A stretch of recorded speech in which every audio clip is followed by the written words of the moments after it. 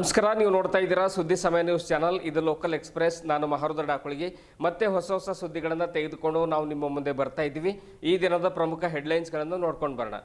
July 13ರಂದು ಬೃಹತ್ ಲೋಕ ಅದಾಲತ್ ನ್ಯಾಯಾಲಯದಲ್ಲಿ ಜರುಗಿದ ಸುದ್ದಿಗೋಷ್ಠಿಯಲ್ಲಿ ನ್ಯಾಯಾಧೀಶರಿಂದ ಮಾಹಿತಿ. ಸಾರ್ವಜನಿಕರು ಇದರ ಸದುಪಯೋಗ ಪಡೆದುಕೊಳ್ಳಬೇಕು. ನ್ಯಾಯಾಧೀಶ ಪ್ರಕಾಶ್ ಅರ್ಜುನ್ ಬನ್ಸೋಡೆ ಇಲ್ಲಿ ನ್ಯಾಯ ಪಡೆದುಕೊಂಡು ಸಮಯ ಉಳಿಸಿಕೊಳ್ಳಲು ಸಲಹೆ. ಶಾಸಕರ ಪಕ್ಕದಲ್ಲಿ ಕುರ್ಚಿ ಹಾಕಬೇಡಿ, ಸಾರಾಯಿ ವಾಸನೆ ಬರುತ್ತೆ. ತಾಲೂಕಾ ಕೆಡಿಪಿ ಸಭೆಯಲ್ಲಿ ಶಾಸಕ ಸಿದ್ದು ಪಾಟೀಲ್ ವಿರುದ್ಧ ಎಂಎಲ್ಸಿ ಡಾಕ್ಟರ್ ಚಂದ್ರಶೇಖರ್ ಪಾಟೀಲ್ ಕಿಡಿ. ರಾತ್ರಿ ನಿದ್ದೆ ಬರದೇ ಇರೋದಕ್ಕೆ ಫುಲ್ ಬಾಟ್ಲಿ ಕುಡಿದು ಮಲಗೋರ ಹತ್ರವೇ ಸಾರಾಯಿ ವಾಸನೆ ಬರುತ್ತೆ. ಪ್ರತ್ಯುತ್ತರ ನೀಡಿದ ಡಾಕ್ಟರ್ ಸಿದ್ದು ಪಾಟೀಲ್. ಎಸ್ಬಿಐ ಬ್ಯಾಂಕಿನ 69ನೇ ಸಂಸ್ಥಾಪನಾ ದಿನಾಚರಣೆ. ಡಿಸಿ ಕಚೇರಿ ಪಕ್ಕದಲ್ಲಿರುವ ಎಸ್ಬಿಐ ಬ್ಯಾಂಕಿನಲ್ಲಿ ಕೇಕ್ ಕತ್ತರಿಸಿ ಸಂಭ್ರಮಾಚರಣೆ. ಸ್ಟೇಟ್ ಬ್ಯಾಂಕ್ ಆಫ್ ಇಂಡಿಯಾ ಬ್ಯಾಂಕಿಗೆ 200ಕ್ಕಿಂತ ಹೆಚ್ಚಿನ ವರ್ಷದ ಇತಿಹಾಸ ಇದೆ. ನಾಗರಾಜ್ ಕುಂಚ. ಫುಟ್ಪಾತ್ ಮೇಲೆ ಶೆಡ್ ಅಥವಾ ಡಬ್ಬ ನಿರ್ಮಿಸಿದರೆ ಫುಟ್ಪಾತ್ ಖಾಲಿ ಮಾಡಿ. ಔರಾದ್ನಲ್ಲಿ ಪಟ್ಟಣ ಪಂಚಾಯತ್ ಮುಖ್ಯಾಧಿಕಾರಿ ಸ್ವಾಮಿದಾಸ್ ಸೂಚನೆ. ಮತ್ತೆ ಕೇಳಿಸಲಿದೆ ಔರಾದ್ನಲ್ಲೂ ಬುಲ್ಡೋಜರ್ ಸದ್ದು. ವಾರ್ತೆಗಳ ವಿವರ. ರಾಷ್ಟ್ರೀಯ ಮತ್ತು ರಾಜ್ಯ ಕಾನೂನು ಸೇವೆಗಳ ಪ್ರಾಧಿಕಾರದ ನಿರ್ದೇಶನದಂತೆ ಜುಲೈ 13ರಂದು ಬೀದರ್ ಜಿಲ್ಲೆಯಲ್ಲಿ ಬೃಹತ್ ಲೋಕ ಅದಾಲತನ್ನು ಹಮ್ಮಿಕೊಳ್ಳಲಾಗಿದೆ ಎಂದು ಗೌರವಾನ್ವಿತ ಪ್ರಧಾನ ಹಿರಿಯ ಸಿವಿಲ್ ನ್ಯಾಯಾಧೀಶರು ಹಾಗೂ ಸಿಜೆಎಂ ಮತ್ತು ಸದಸ್ಯ ಕಾರ್ಯದರ್ಶಿಗಳು ಡಿಎಲ್ಎಸ್ಎ ಬೀದರ್ನ ಪ್ರಕಾಶ್ ಅರ್ಜುನ್ ಬನ್ಸೋಡೆ ಅವರು ತಿಳಿಸಿದರು. ಅವರು ಜಿಲ್ಲಾ ಕಾನೂನು ಸೇವೆಗಳ ಪ್ರಾಧಿಕಾರದ ಕಚೇರಿ ಸಭಾಂಗಣದಲ್ಲಿ ಕರೆದಿರುವಂತಹ ಸುದ್ದಿಗೋಷ್ಠಿಯಲ್ಲಿ ಮಾಹಿತಿ ನೀಡಿದರು. ಜಿಲ್ಲೆಯ ಎಲ್ಲಾ ನ್ಯಾಯಾಲಯಗಳಲ್ಲಿ ಪ್ರಸ್ತುತ ಚಾಲ್ತಿಯಲ್ಲಿರುವಂತಹ ಆಸ್ತಿ ಪಾಲು ವಿಭಾಗ, ಜೀವನಾಂಶ, ಆಮೇಲೆ ಚೆಕ್ ಬೌನ್ಸ್ ಪ್ರಕರಣ, ವಿದ್ಯುತ್ ಪ್ರಕರಣಗಳು, ಕಂದಾಯ ಅಪರಾಧಿಕ ಪ್ರಕರಣಗಳಲ್ಲಿ ರಾಜಿ ಮಾಡಿಕೊಳ್ಳುವಂತಹ ಪ್ರಕರಣಗಳು, ಆಮೇಲೆ ಕಾರ್ಮಿಕರ ಪ್ರಕರಣಗಳು, ಬ್ಯಾಂಕ್ ಪ್ರಕರಣಗಳು ಮತ್ತು ವ್ಯಾಜ್ಯಪೂರ್ವ ಪ್ರಕರಣಗಳನ್ನು ರಾಜಿ ಸಂಧಾನದ ಮೂಲಕ ಇತ್ಯರ್ಥ ಮಾಡಲು ಇದೊಂದು ಸುವರ್ಣ ಅವಕಾಶ ಇರುತ್ತದೆ. ಇದರ ಒಂದು ಸದುಪಯೋಗವನ್ನು ಬೀದರ್ ಜಿಲ್ಲೆಯ ಎಲ್ಲ ಸಾರ್ವಜನಿಕರು ಪಡೆದುಕೊಳ್ಳಬೇಕು ಅನ್ನುವಂಥ ಮಾತನ್ನು ಸುದ್ದಿಗೋಷ್ಠಿಯಲ್ಲಿ ನ್ಯಾಯಾಧೀಶರು ಹೇಳ್ತಾರೆ. ಕಳೆದ ವರ್ಷಕ್ಕಿಂತ ಈ ವರ್ಷ ಹೆಚ್ಚಿನ ಪ್ರಕರಣ ವಿಲೇವಾರಿಗೊಳಿಸುವ ಗುರಿ ಇದ್ದು, ಜುಲೈ 13ರಂದು ಜಿಲ್ಲೆಯ ಎಲ್ಲ ನ್ಯಾಯಾಲಯಗಳಲ್ಲಿ ಬೆಳಗ್ಗೆ 10 ಗಂಟೆಯಿಂದ ಸಂಜೆ 5 ಗಂಟೆವರೆಗೆ ರಾಷ್ಟ್ರೀಯ ಲೋಕ ಅದಾಲತ್ ನಡೆಯಲಿದ್ದು, ಜಿಲ್ಲೆಯ ಹೆಚ್ಚಿನ ಜನರು ಈ ಲೋಕ ಅದಾಲತ್ನಲ್ಲಿ ಭಾಗವಹಿಸಿ ಇದರ ಸದುಪಯೋಗ ಪಡೆದುಕೊಳ್ಳಬೇಕೆಂದು ನ್ಯಾಯಾಧೀಶ ಪ್ರಕಾಶ್ ಅರ್ಜುನ್ ಬನ್ಸೋಡೆ ತಿಳಿಸಿದರು. ಈ ಪತ್ರಿಕಾಗೋಷ್ಠಿಯಲ್ಲಿ ಜಿಲ್ಲಾ ಕಾನೂನು ಸೇವಾ ಪ್ರಾಧಿಕಾರದ ಸಿಬ್ಬಂದಿಗಳಾದ ಜಗದೀಶ್ವರ್ ದೊರೆ, ಆಕಾಶ್ ಸಜ್ಜನ್, ಜೀವನ್, ನಾಗರಾಜ್, ಪ್ರೀತಿ, ಈರಮ್ಮ ಸೇರಿದಂತೆ ಇತರರು ಉಪಸ್ಥಿತರಿದ್ದರು. ರಾಷ್ಟ್ರೀಯ ಕಾನೂನು ಸೇವೆಗಳ ಪ್ರಾಧಿಕಾರ ಮತ್ತು ರಾಜ್ಯ ಕಾನೂನು ಸೇವೆಗಳ ಪ್ರಾಧಿಕಾರದ ನಿರ್ದೇಶನದಂತೆ ದಿನಾಂಕ 13/7/2024ರಂದು ನಮ್ಮ ಬೀದರ್ ಜಿಲ್ಲೆಯಲ್ಲಿ ಬೃಹತ್ ಲೋಕಾದಾಲತನ್ನು ಹಮ್ಮಿಕೊಳ್ಳಲಾಗಿದೆ. ಈ ಒಂದು ಬೃಹತ್ ಲೋಕಾದಾಲತದಲ್ಲಿ ಆಸ್ತಿ ವಿಭಾಗ ಪ್ರಕರಣಗಳನ್ನು, ಜೀವನಾಂಶ ಪ್ರಕರಣಗಳನ್ನು, ಚೆಕ್ ಬೌನ್ಸ್ ಪ್ರಕರಣಗಳನ್ನು, ಅಪರಾಧಿಕ ಪ್ರಕರಣಗಳಲ್ಲಿ ರಾಜಿ ಆಗಬಹುದಾದಂಥ ಪ್ರಕರಣಗಳನ್ನು, ಕಾರ್ಮಿಕರ ಪ್ರಕರಣಗಳನ್ನು, ಬ್ಯಾಂಕ್ ಪ್ರಕರಣಗಳನ್ನು ಹಾಗೂ ವ್ಯಾಜ್ಯಪೂರ್ವ ಪ್ರಕರಣಗಳನ್ನು ರಾಜ್ಯ ಸಂಧಾನದ ಮೂಲಕ ಇತ್ಯರ್ಥಪಡಿಸಲು ಸಾರ್ವಜನಿಕರಿಗೆ ಒಂದು ರಾಷ್ಟ್ರೀಯ ಲೋಕ ಅದಾಲತನ್ನು ಹಮ್ಮಿಕೊಳ್ಳಲಾಗಿದೆ. ಈ ಒಂದು ರಾಷ್ಟ್ರೀಯ ಲೋಕ ಅದಾಲತ್ನಲ್ಲಿ ನ್ಯಾಯಾಲಯದಲ್ಲಿರ್ತಕ್ಕಂಥ ಬಾಕಿ ಇರತಕ್ಕಂಥ ಪ್ರಕರಣಗಳನ್ನು ಹಾಗೂ ವ್ಯಾಜ್ಯಪೂರ್ವ ಪ್ರಕರಣವನ್ನು ರಾಜಿ ಮಾಡಲಿಕ್ಕೆ ಒಂದು ಅವಕಾಶ ಇದೆ. ಈ ಒಂದು ರಾಷ್ಟ್ರೀಯ ಕಾನೂನು ಪ್ರಾಧಿಕಾರದವರು ಬೃಹತ್ ಲೋಕ ಅದಾಲತನ್ನು ಆದೇಶದೊಂದಿಗೆ ಸಾರ್ವಜನಿಕರಿಗೆ ಈ ಒಂದು ರಾಜ್ಯ ಸಂಧಾನ ಮಾಡೋಂಥ ಪ್ರಕರಣಗಳಲ್ಲಿ ನೆಮ್ಮದಿಯ ಜೀವನ ಸಾಗಿಸಬಹುದು. ಅವರಿಗೆ ಉಭಯ ಪಕ್ಷಗಾರರಿಗೆ ಒಂದು ಯಾವುದೇ ಥರ ಅಂದರೆ ಒಂದು ಸಹೋದರತ್ವ ಭಾವನೆಯಿಂದ ಬದುಕಬಹುದು ಮತ್ತು ನ್ಯಾಯಾಲಯ ಬರುವ ಖರ್ಚು ವೆಚ್ಚಗಳನ್ನು ಉಳಿಸಬಹುದು. ಈ ಒಂದು ರಾಜ್ಯ ಸಂಧಾನ ಮಾಡೋದರ ಒಂದು ಲಾಭ ಸಾರ್ವಜನಿಕರಿಗಿದೆ. ಸಾರ್ವಜನಿಕರು ಹೆಚ್ಚಿನ ಸಂಖ್ಯೆಯಲ್ಲಿ ಈ ಒಂದು ಪ್ರಕರಣಗಳನ್ನು ಇತ್ಯರ್ಥಪಡಿಸಲಿಕ್ಕೆ ಒಂದು ಅವಕಾಶ ಇದೆ. ಈ ಒಂದು ಅವಕಾಶವನ್ನು, ಸುವರ್ಣ ಅವಕಾಶವನ್ನು ತಾವು ಸದುಪಯೋಗಪಡಿಸಬೇಕೆಂದು ಸಾರ್ವಜನಿಕರಲ್ಲಿ ತಮ್ಮ ಪತ್ರಿಕೆಗಳ ಮೂಲಕ, ದೃಶ್ಯ ಮಾಧ್ಯಮದ ಮೂಲಕ ಪ್ರಚಾರಪಡಿಸಬೇಕೆಂದು ಕೋರುತ್ತೇನೆ. ಹುಮ್ನಾಬಾದ್ ಕೆಡಿಪಿ ಸಭೆಯಲ್ಲಿ ಬಹಳ ಇಂಟ್ರೆಸ್ಟಿಂಗ್ ಆಗಿರ್ತಕ್ಕಂಥ ಒಂದು ಚರ್ಚೆ ನಡೆದಿದೆ. ಅಂದರೆ MLC ಹಾಗೂ MLA ಅವರ ಮಧ್ಯೆ ಭಾಳ ಇಂಟ್ರೆಸ್ಟಿಂಗ್ ಆಗಿ ಚರ್ಚೆ ನಡೆದಿದೆ. ಏನು ನಡೆದಿದೆ? ಶಾಸಕರ ಪಕ್ಕದಲ್ಲಿ ಕುರ್ಚಿ ಹಾಕಬೇಡಿ, ಶಾಸಕರ ಹತ್ತಿರ ಸಾರಾಯಿ ವಾಸನೆ ಬರುತ್ತೆ ಎಂದು MLC ಡಾಕ್ಟರ್ ಚಂದ್ರಶೇಖರ್ ಪಾಟೀಲ್ ಅವರು ತಾಲೂಕಾ ಕೆಡಿಪಿ ಸಭೆಯಲ್ಲಿ ಶಾಸಕ ಸಿದ್ದು ಪಾಟೀಲ್ ಅವರ ವಿರುದ್ಧ ಅವರು ಮಾತಾಡ್ತಾರೆ.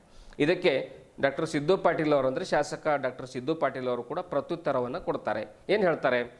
ಶಾಸಕ ಸಿದ್ದು ಪಾಟೀಲ್ ಆದರೂ ಕೂಡ ರಾತ್ರಿ ನಿದ್ದೆ ಬರದೇ ಇರೋದಕ್ಕೆ ಫುಲ್ ಬಾಟ್ಲಿ ಕುಡಿದು ಮಲಗೋರ ಹತ್ರವೇ ಸಾರಾಯಿ ವಾಸನೆ ಬರುತ್ತೆ ಎಂದು ಸಿದ್ದು ಪಾಟೀಲ್ ಅವರು ಹೇಳ್ತಾರೆ. ಇಂಥ ಒಂದು ಮಾತಿನ ಚಕಮಕಿ ಹುಮ್ನಾಬಾದ್ ತಾಲೂಕು ಕೆಡಿಪಿ ಸಭೆಯಲ್ಲಿ ಪ್ರತಿಧ್ವನಿಸಿದೆ. ವಿಚಿತ್ರ ಚರ್ಚೆಯಾದರೂ ಕೂಡ ಇದೇ ಸತ್ಯವಾದ ಮಾತು. ಇಂಥ ಒಂದು ಆರೋಪ ಪ್ರತ್ಯಾರೋಪಕ್ಕೆ ಕೆಡಿಪಿ ಸಭೆ ಸಾಕ್ಷಿಯಾಯಿತು. ಅಧಿಕಾರಿಗಳ ಎದುರೇ ಈ ಚರ್ಚೆ ನಡೆದಿದ್ದು ಎಲ್ಲರೂ ನಿಬ್ಬೆರಗಾಗಿ ಕುಳಿತುಕೊಳ್ಳುವಂತೆ ಮಾಡಿತು. ಕಳೆದ 10 ವರ್ಷದಿಂದ ಸಾರಾಯಿ ಬಾಟಲ್ ಮಾರಾಟ ಮಾಡ್ತಾ ಇದ್ದಾರೆ ಎಂದು ನೇರವಾಗಿ ಹುಮ್ನಾಬಾದ್ ಶಾಸಕ ಸಿದ್ದು ಪಾಟೀಲ್ ಅವರಿಗೆ ಅವರ ಸಹೋದರ ಸಂಬಂಧಿ ಎಂಎಲ್ಸಿ ಡಾಕ್ಟರ್ ಚಂದ್ರಶೇಖರ್ ಪಾಟೀಲ್ ಸಭೆಯಲ್ಲಿ ಅಧಿಕಾರಿಗಳ ಎದುರು ಆರೋಪ ಮಾಡಿದರು. ಇದಕ್ಕೆ ಪ್ರತಿಕ್ರಿಯಿಸಿದ ಶಾಸಕ ಸಿದ್ದು ಪಾಟೀಲ್ ಅವರು ರಾತ್ರಿ ನಿದ್ದೆ ಬರದೇ ಇರುವಾಗ ಫುಲ್ ಬಾಟ್ಲಿ ಸಾರಾಯಿ ಕುಡಿದು ಮಲ್ಗೋರ್ ಬಳಿಯೇ ಸಾರಾಯಿ ವಾಸನೆ ಬರುತ್ತೆ ಎಂದು ಸಿದ್ದು ಪಾಟೀಲ್ ಅವರು ಉತ್ತರ ನೀಡಿದ್ದಾರೆ. ಇಂಥ ಪರಸ್ಪರ ಜಗಳಕ್ಕೆ ಸಾಕ್ಷಿಯಾಗಿದ್ದು ಕೆಡಿಪಿ ಸಭೆ.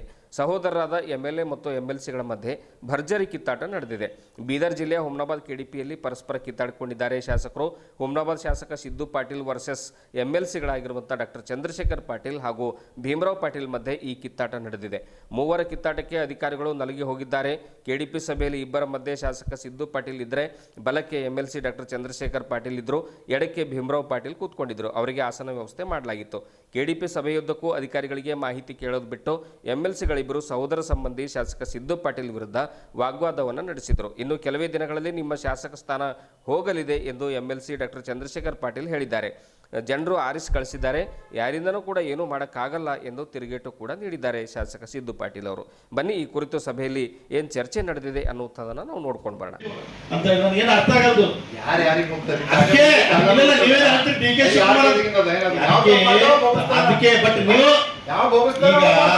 ಊರಲ್ಲಿ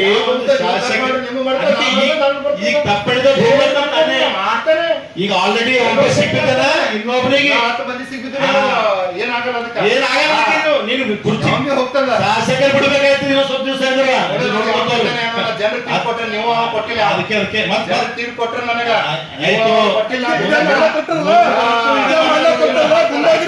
ಗುಂಡಾಗಿರಿ ಮಾಡ್ರಿ, ಗುಂಡಾಗಿರಿ ಮಾಡ್ಲಿಕ್ಕೆ ಕೆಲಸ ಮಾಡಿಲ್ಲ. ನಾವು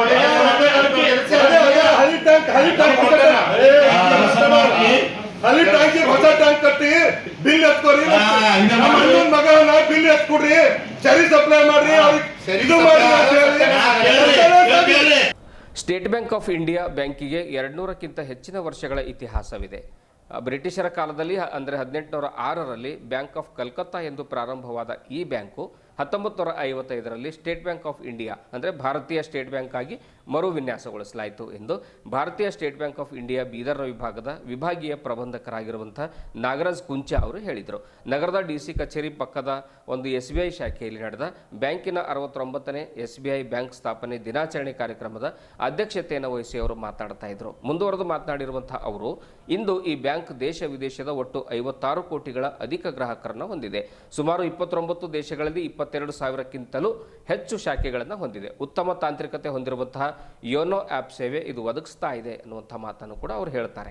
ಮುಖ್ಯ ಅತಿಥಿಗಳಾಗಿ ಆಗಮಿಸಿದ ನಿವೃತ್ತ JTO ಅಶೋಕ್ ವಿ ಅವರು ಮಾತಾಡ್ತಾ SBI ರೈತರು, ಬಡವರು, ನೌಕರ ವರ್ಗದವರು, ನಿವೃತ್ತಿ ವೇತನದಾರರು ಮತ್ತು ಎಲ್ಲ ವರ್ಗದ ಗ್ರಾಹಕರಿಗೆ ಉತ್ತಮ ಸೇವೆ ನೀಡುತ್ತಿದ್ದೇವೆ ಎಂದು ಹೇಳಿದರು. ಇನ್ನೋರ್ವ ಮುಖ್ಯ ಅತಿಥಿಗಳಾಗಿರುವಂತಹ ನಿವೃತ್ತ ಸಹಾಯಕ ಇಂಜಿನಿಯರ್ ಮಹಮ್ಮದ್ ಯೂನಸ್, ಆಮೇಲೆ ಮಹಿಳಾ ಕಾಲೇಜಿನ ಉಪನ್ಯಾಸಕರಾಗಿರುವಂಥ ಮನೋಜ್ ಅವರು ಮಾತಾಡಿದರು. SBI ಭಾರತದ ಜನರ ಜೀವನಾಡಿಯಾಗಿದ್ದು ಇನ್ನು ಸೌಲಭ್ಯಗಳನ್ನು ಬಡವರಿಗೆ ಮತ್ತು ಗ್ರಾಹಕರಿಗೆ ಒದಗಿಸಬೇಕು ಎಂದು ಹೇಳಿದರು. ಈ ಕಾರ್ಯಕ್ರಮದಲ್ಲಿ ಬ್ಯಾಂಕಿನ ವಿಭಾಗೀಯ ಪ್ರಬಂಧಕರು ಮತ್ತು ಅತಿಥಿಗಳು ಸೇರಿ ಕೇಕ್ ಕತ್ತರಿಸುವ ಮೂಲಕ ಸ್ಥಾಪನಾ ದಿನಾಚರಣೆಯನ್ನು ಮಾಡಿದರು. ಕಾರ್ಯಕ್ರಮದಲ್ಲಿ SBIನ ಮುಖ್ಯ ವ್ಯವಸ್ಥಾಪಕರುಗಳಾಗಿರುವಂಥ ರಾಮ್ ಪ್ರಸಾದ್, ರಮೇಶ್ ಶಿಂದೆ, ಬ್ಯಾಂಕ್ ಅಧಿಕಾರಿಗಳಾಗಿರುವಂಥ ಪರಮೇಶ್ ರೆಡ್ಡಿ, ಶಶಿಕಾಂತ್ ಕಾಳೆ, ಮಾರುತಿ ದುಕಾನ್ದಾರ್, ಮಂಜುನಾಥ್ ಅನ್ವೇಕರ್, ರವಿ ನಾಮಕ್, ಅಶೋಕ್, ಪೋಲಿ ಬಿರಾದರ್, ಮನೋಜ್, ಬಸವರಾಜ್, ಸಂಗೀತಾ, ನಂದಕಿಶೋರ್, ಚಂದ್ರಶೇಖರ್, ಅರುಣಾ, ಮಮತಾ, ಹರೀಶ್, ಗುಲ್ಶನ್, ಮೇಘನಾಥ್, ನಾಮಕ್, ವಿಷ್ಣುಕಾಂತ್, ಶಂಭು, ಪ್ರಸಾದ್, ವಂಶಿ ಕೃಷ್ಣ, ಅಶೋಕ್, ಮುರಳಿ ಬಿರಾದರ್, ಸೈಮದ್ ರಹಬಾಗ್ ಮುಂತಾದವರು ಕಾರ್ಯಕ್ರಮದಲ್ಲಿ ಭಾಗವಹಿಸಿದರು. ಇಲ್ಲಿ ಭಾಗವಹಿಸಿ ನಮಗೆಲ್ಲರೂ ಸಂತೋಷ ಪಡ್ತೀರಿ. Thank you very much. As all of you know, State Bank of India is second to none in the country. ಇದು Fortune 500 company in the entire world. ಲೋಕದಲ್ಲಿ Fortune 500 ಕಂಪನೀಸ್ದಲ್ಲಿ ಇದನ್ನು ಒಂದು. ನಮ್ಮ ದೇಶದಲ್ಲಿ ಟಾಪ್ 10 ಕಂಪನೀಸ್ನಲ್ಲಿ ಇದು ಒಂದು. ನ್ಯಾಷನಲ್ ಸ್ಟಾಕ್ ಎಕ್ಸ್ಚೇಂಜ್ ಇರಲಿ, Bombay stock exchange ಇರಲಿ, it is having the 6th position in the country. ದೇಶದಲ್ಲಿ 6th ಪೊಸಿಷನ್ ಇದೆ. ಇವಾಗ ಮಾರ್ಕೆಟ್ ಕ್ಯಾಪ್ ನೋಡಿದರೆ 8 trillion is the market cap. 850 rupees is the share price today. So this is having one of the fastest growth. And as our Ram Prasad and our honorable guests have also told. ಈ bank 50 crore ಕಸ್ಟಮರ್ಗೆ ಸೇವೆ ಕೊಡ್ತಾ ಇದೆ. 50 crore customers. We are proud of having that. Really proud, and thank you all the customers for giving this chance to us, having confidence in us. Yes. And then ಈ 29 ದೇಶಗಳಲ್ಲಿ 241 ಶಾಖೆಗಳಿಂದ ಈ ಸೇವೆಯನ್ನು ಅಲ್ಲಿನೂ ಮಾಡ್ತಾ ಇದ್ದಾರೆ. But in all top class cities in the world, this bank is existing. Our services are extended there also. We are really proud to be part of the bank, and we are really happy that we are able to serve all of you. Please keep it up, and how our units are told, 4 generations of his family. Our family nalli 4 generations ಅವರು ನಮ್ಮ ಹತ್ರ ಖಾತಾ open ಮಾಡಿ ಅವ್ರ transactions ನಿರ್ವಹಿಸ್ತಾರೆ. ಅದೇ ಥರ ಎಲ್ಲರೂ ಯಂಗ್ ಜನ್ರೇಷನ್, ನಿಮ್ಮ ಮಕ್ಕಳಿಗೆ ಅದೆಲ್ಲರಿಗೆ ಹೇಳ್ಕೊಡ್ಬೇಕು. ಸ್ಟೇಟ್ ಬ್ಯಾಂಕ್ ಅದಕ್ಕಿಂತ ದೊಡ್ಡ ಬ್ಯಾಂಕ್ ಏನಿಲ್ಲ ಅಂತ ಹೇಳ್ಕೊಡ್ಬೇಕು. ಎಸ್, ಇದಕ್ಕಿಂತ ಸ್ಟ್ರಾಂಗ್ ಬ್ಯಾಂಕ್ ಇರಲಿ ಏನಿರಲಿ.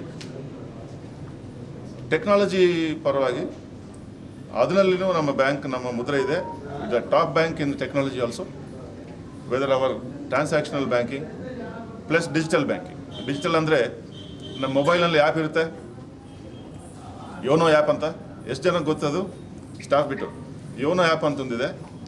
ಅದೊಂದು ಸಾಧಾರಣ ಟ್ರಾನ್ಸಾಕ್ಷನ್ಸ್ ಆ್ಯಪ್ ಇಲ್ಲ. ಅದು it's a big financial super market.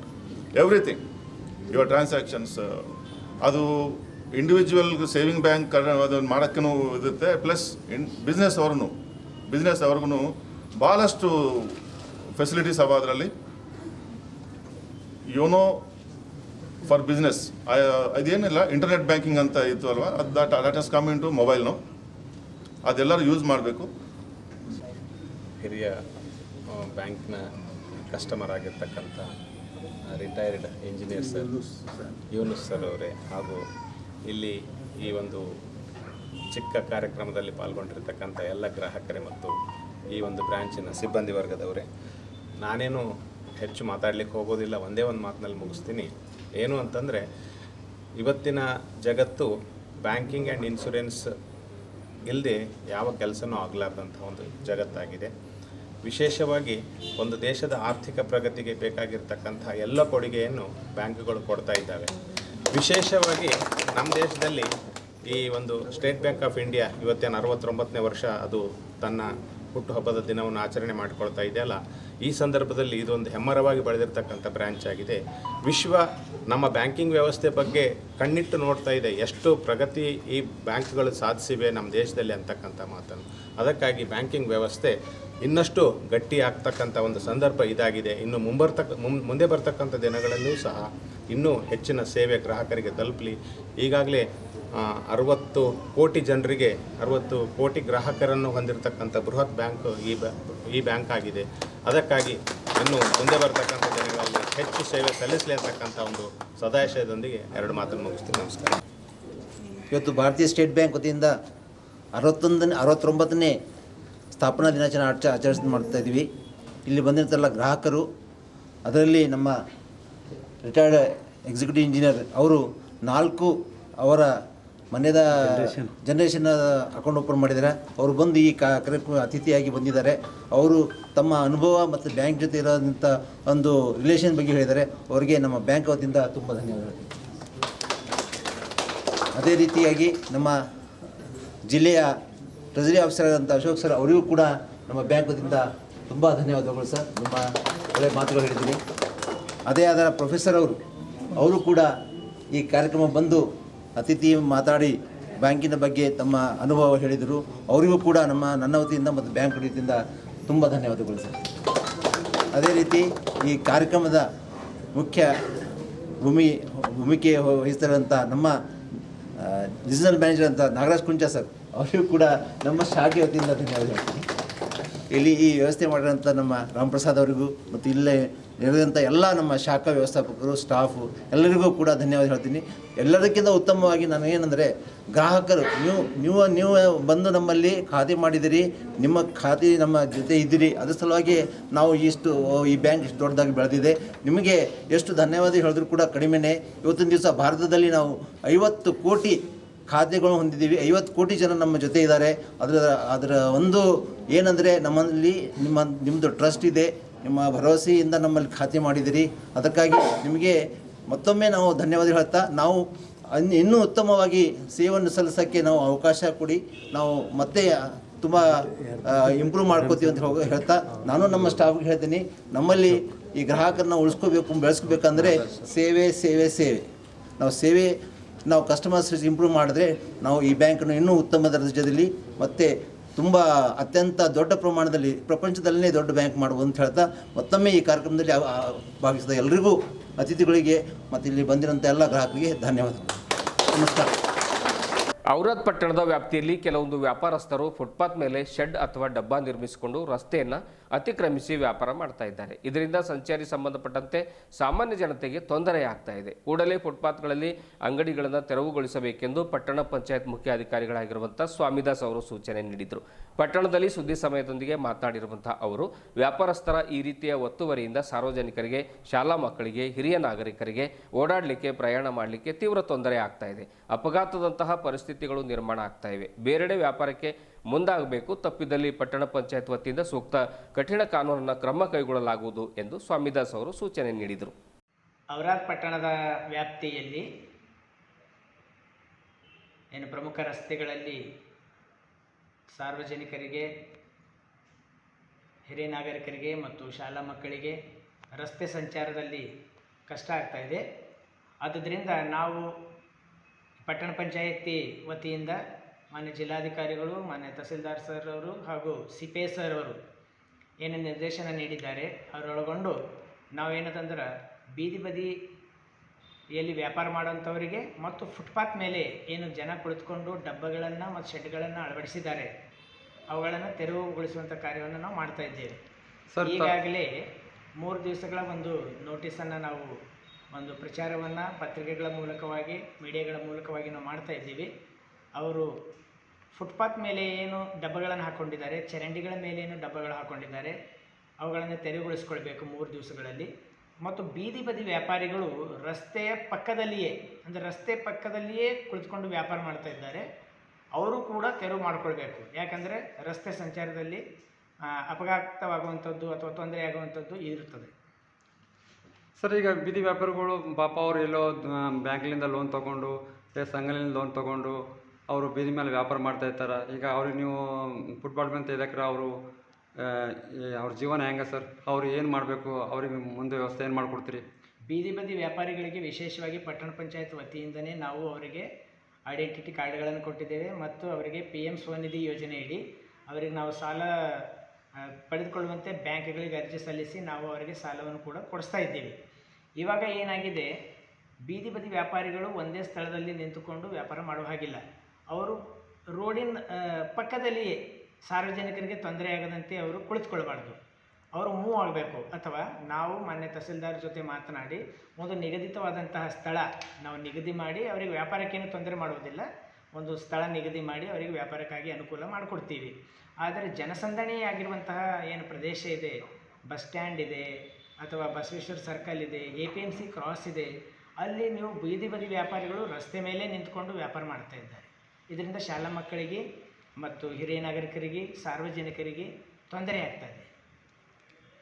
ಈ ಬೀದಿ ವ್ಯಾಪಾರಿಗಳಿಗೆ ಫುಟ್ಪಾತ್ ಮೇಲೆ ತೆಗಿಬೇಕಂತಂದು ಯಾರು ಅಂದಿದೆ ಸರ್ ತಮ್ಮ? ಈಗಾಗಲೇ ಮಾನ್ಯ ಜಿಲ್ಲಾಧಿಕಾರಿಗಳು ವಿಡಿಯೋ ಸಂವಾದ ಸಭೆಯನ್ನು ನಡೆಸಿ ಮಾನ್ಯ SP ಸಾಹೇಬರು ಮತ್ತು DC ಸರ್ ಅವರು ನಿರ್ದೇಶನಗಳನ್ನು ನೀಡಿದ್ದಾರೆ. ಬರೀ ನಾವು ಔರಾದ್ ಪಟ್ಟಣದಲ್ಲಿ ಮಾತ್ರ ಮಾಡ್ತಾ ಇಲ್ಲ, ಪೂರ್ತಿ ಜಿಲ್ಲೆಯಾದ್ಯಂತ ಈ ರಸ್ತೆ ಸುರಕ್ಷತೆ ಸಂಬಂಧ, ಸಾರ್ವಜನಿಕರಿಗೆ ಅನುಕೂಲವಾಗುವಂಥ ಸಂಬಂಧ ನಾವು ಇದನ್ನು ತೆರವು ಕಾರ್ಯವನ್ನು ಮಾಡ್ತಾ ಇದ್ದೇವೆ. ಸರ್, ಬೀದಿ ವ್ಯಾಪಾರಿಗೆ ಏನು ತೊಂದರೆ ಆಗಲ್ದಂಗೆ ಅವ್ರ ವ್ಯವಸ್ಥೆ ಮಾಡಿಕೊಡ್ಬೇಕು ನೀವು. ಬೀದಿ ಬದಿ ವ್ಯಾಪಾರಿಗಳಿಗೆ ಏನು ತೊಂದರೆ ಆಗೋದಿಲ್ಲ, ಅವರಿಗೇನು ತೊಂದರೆ ಆಗೋದಿಲ್ಲ. ಸರ್, ತಮ್ಮ ಹೆಸರು? ಸ್ವಾಮಿದಾಸ್, ಮುಖ್ಯಾಧಿಕಾರಿಗಳು, ಪಟ್ಟಣ ಪಂಚಾಯತ್ ಔರಾದ್. ಇದುವರೆಗೂ ಸುದ್ದಿ ಕೊಟ್ಟಿರುವ ನಾನು ಮಹಾರುದ್ರ ಡಾಕುಳಿಗೆ ಮತ್ತೆ ಮುಂದಿನ ವಾರ್ತೆಗಳೊಂದಿಗೆ ಭೇಟಿಯಾಗೋಣ. ವಂದನೆಗಳು.